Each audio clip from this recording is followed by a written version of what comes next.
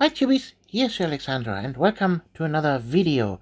Today I want to talk to you about the last 4 novels of Warhammer 40k that I have read and, give you a quick synopsis and talk a little bit about the novels and if I would recommend you to read them. So, the first one of my list is Titanicus. This one is written by Dan Abnett, and it is a very old book. It came out in 2008, and it is a part of the Sabbath Crusade, the novel series with the Gaunt's Ghosts, and but this novel itself is a standalone novel, so you can read it besides the Gaunt's Ghosts books. And here comes the cover description. When the vital forge world of Orestes comes under attack by a legion of Chaos Titans, the planet is forced to appeal for help. The Titans of Legio Invicta, although fresh from combat and in desperate need of refill and repair, respond, committed their own force of war engines to the battle. As the god machines stride to war, the world trembles, for the devastation they unleash could destroy the very world they have pledged to save. So this novel is told from several different perspectives. So you have a principle of one Titan, the second-hand man to a Titan commander, and he betrayed his old Titan commander because he did some stupid decisions, and he executed him, and shenanigans happened, and he was reinstated to a new principal and Titan commander, and it's told from his perspective. Then there is a perspective of a grunt soldier, a woman, and how she survives a battle and regroups with a little contingent of her own, and she becomes forced to be the leader of this little group. Then there's another group of a tank commander who lost his tank and most of his crew and his command, and there's also only a handful of soldiers following them. And then there's another perspective of a government official. She is tasked to observe the Adeptus Mechanicus and serves as a liaison between the government, the governor of the planet, and the Adeptus Mechanicus.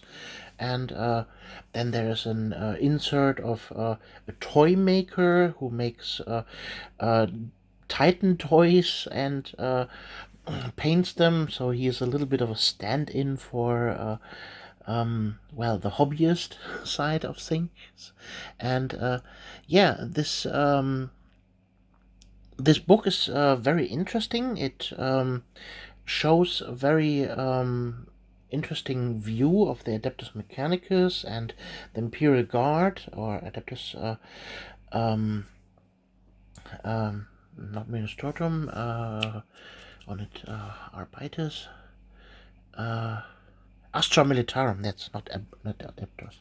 So Astra Militarum, and this book also is a little bit a precursor to the actual forces of the Adeptus Mechanicus, how we see them on the battlefield in Warhammer 40k, because at this point in time there was no Adeptus Mechanicus yet, and in lore yes, but not as a playable faction, and so we have Proto-Skitarii and so on, and it's a little bit different than on the real tabletop, but you get a very good insight into the Skitarii forces and how they operate, and also of course, how Titans operate. And this is very interesting to read. Keep in mind, this is a book written long before the Horus Heresy was out, and also long before the Black Library has really established itself with the novel series. So there were a lot of standalone novels in these days that were just spitballing lore, and they created lore on the fly, so to speak. So Dan Abnett was very crucial in this early stages of the Black Library series. He established very much of the language of 40k, how things are pronounced. Like, for example, here in this book, he creates the so-called noosphere. This is some sort of virtual reality internet connection, and this is how the principles of the Titans view the world when they are connected with a Titan. And interesting tidbit and book of history. It is a little bit confusing here and there because they jump a lot between the different perspectives that you have in this novel, and so it's not so much a straightforward storyline. It's a jumbled mix out of several different storylines, but nevertheless it's a very interesting read. So, would I recommend this book? Yes, of course. It is a very good book to read. It's a standalone book, like I said, so you can grab it without any previous knowledge and jump right into it, and it's a good read. So, on a score of 1 to 10, I would rate this book at a solid 7.5, I would say. So, then we come to the next book. The next book on the list is The Infinite and the Divine. This is written by Robert Rath, and it is a very recent book. It was released in 2020, and I think you have noticed this book being mentioned by several people.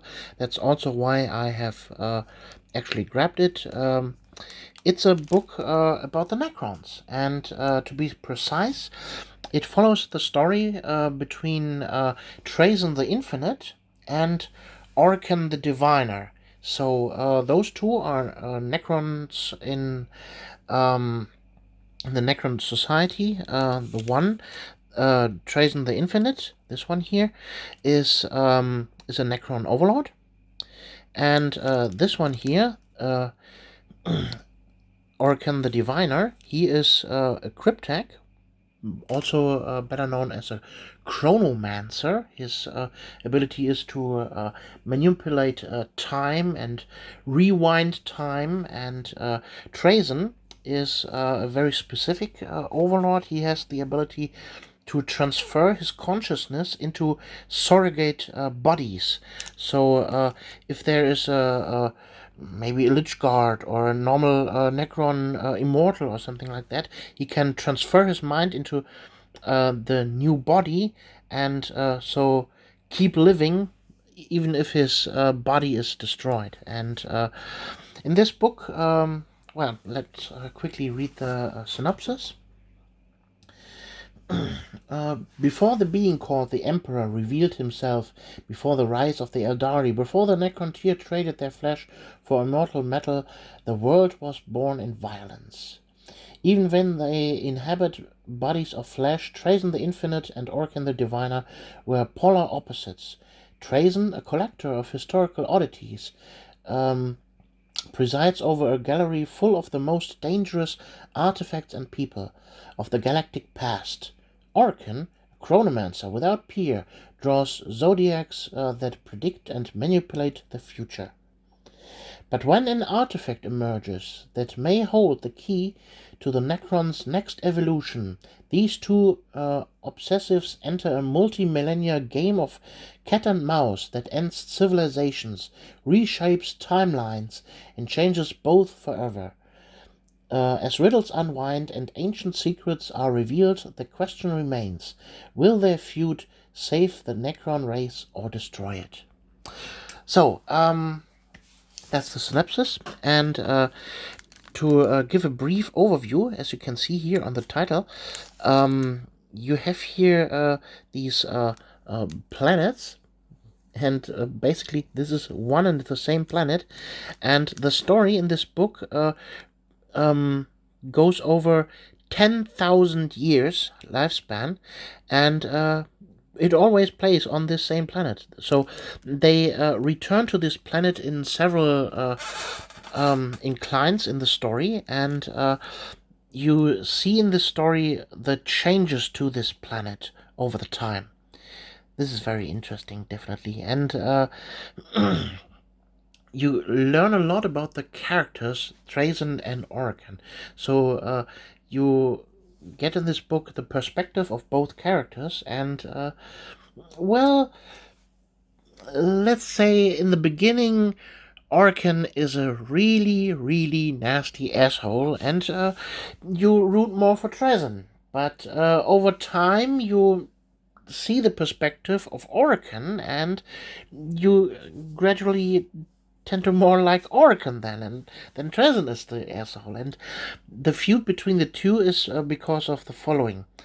In the beginning, Trazen tries to steal an artifact from an elder maiden world, and he collects things. He collects all the things, everything that is there to collect, from microbes over to living beings, over technology, whole regiments of the opponent. He collects everything in his gallery, and well, he is on this Elder Maiden world, and he fights there with his tiny little group of immortals and some warriors against the Elder, and Elder Exodites to be specific, and well, he manages to steal this artifact and bring it home to his gallery, but then Orokin comes in and tries to steal the artifact from him,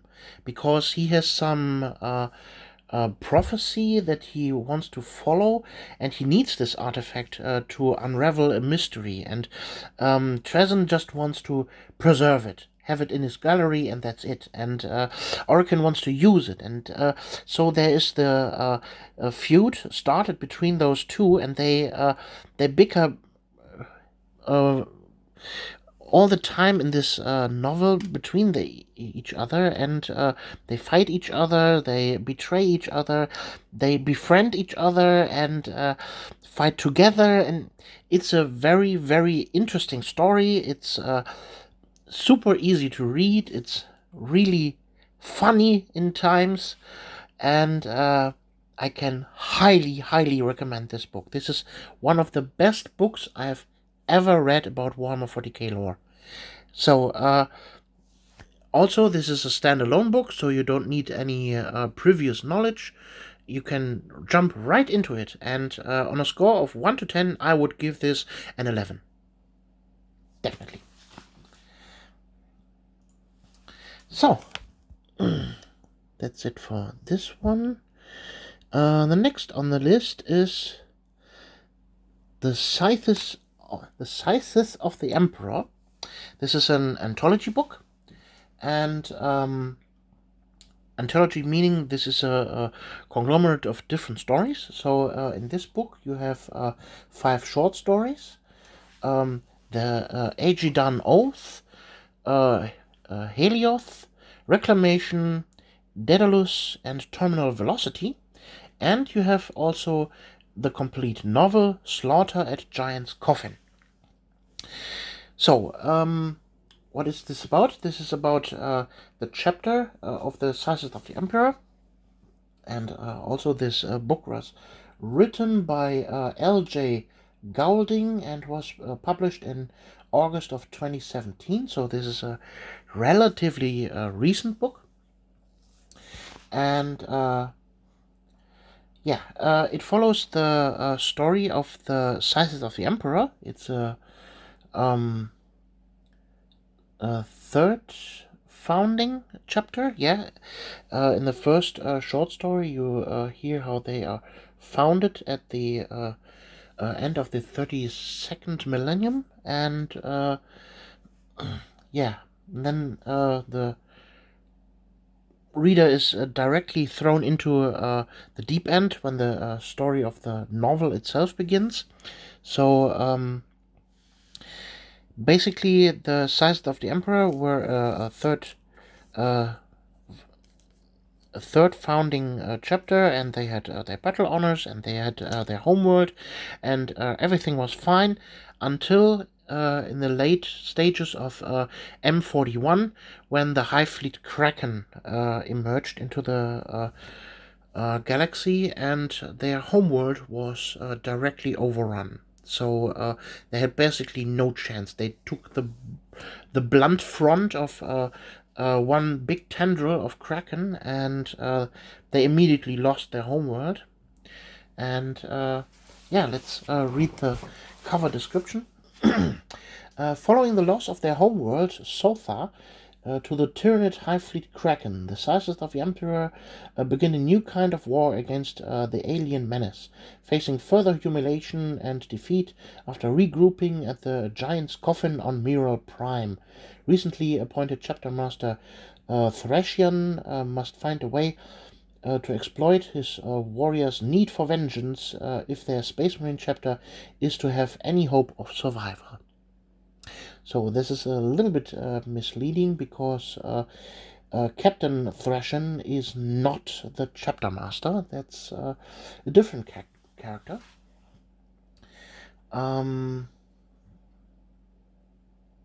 But that's a little bit spoilery, so not talk about it.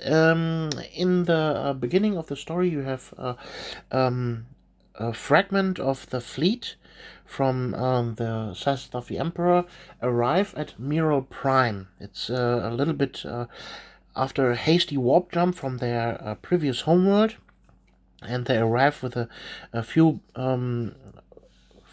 frigates and a battle barge, and they have quite a lot of damage on their ships, and all their battle brothers are battle wounded, and there are fires on board, and still Tyranids to kill on board the ships, and they scramble and regroup after that. And then after a while, another ship emerges, and it contains all the tech marines from the surviving rest of the fleet.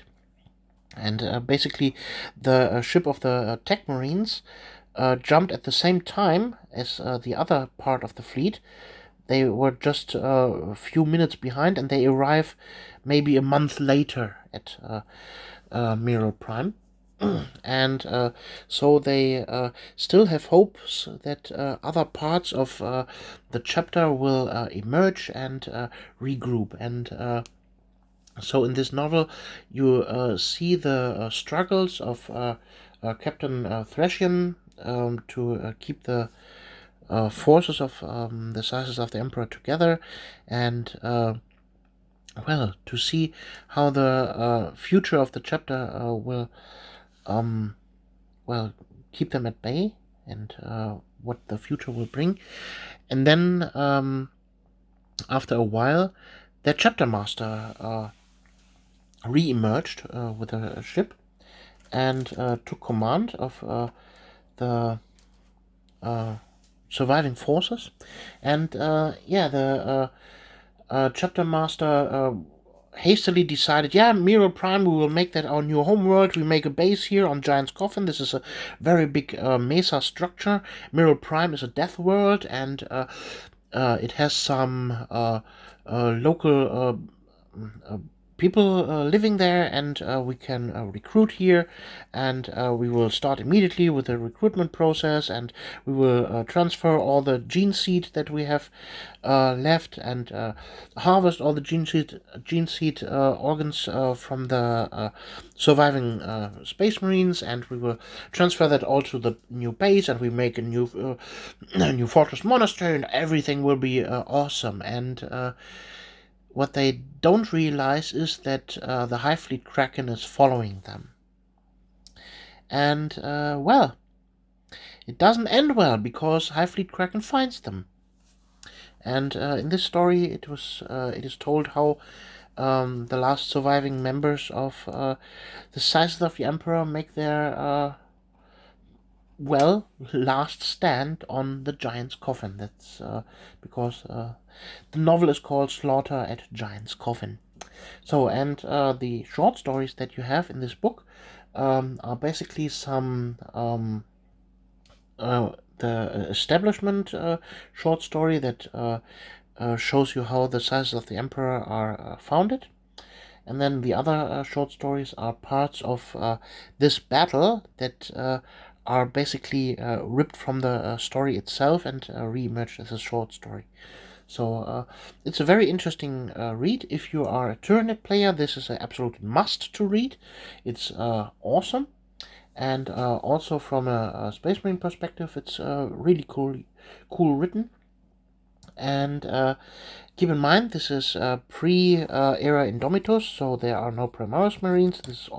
Everything is firstborn, so they talk a little bit about the war gear and the tanks and stuff that they use, and they use terminology of the firstborn Marines, like whirlwinds, predators, rhinos, razorbacks, and so on. And yeah, keep that in mind. But overall, it's a very cool story, and I can recommend it. There's one big mystery in this novel that is not addressed, and I think this is addressed in a different novel that emerged several years later about Belisarius Cole and some of his stories. There are Scythes of the Emperor that follow him there, so I think the the plot point is addressed there, but in this story there is a missing plot point. Keep that in mind. So overall, I would rate this book 7.0 out of 10. Yeah, and now let's go to the last book that I have read, and that is there we have it, Angels of Darkness from Gabe Thorpe. This is a book very, very early in the Black Library history. It's from 2003. And you might recognize this name, Gabe Thorpe, because he is also one of the writers of the rule books from that time. And he was asked to write a novel about the Dark Angels. And at first he was not sure how to write about a Dark Angels story. And then he found a way. Sorry. This book is basically two books in one. And the story, let's read the plot summary. Angels of Darkness follows the stories of interrogator chaplain Boreas, set in the past and in the present. 15 years previously, Astelan, a member of the Fallen, has been captured by the Dark Angels and sent to Caliban for interrogation. His ideals and faith will be sorely tested by the interrogator chaplain Boreas. Presently, Boreas and his men have been stationed on the recruiting world of Piscina 5, sworn to protect the planet and its people. However, the horrific secrets of the Dark Angels emerge from the past and haunt them, sorely testing the ideals and faith of Boreas himself.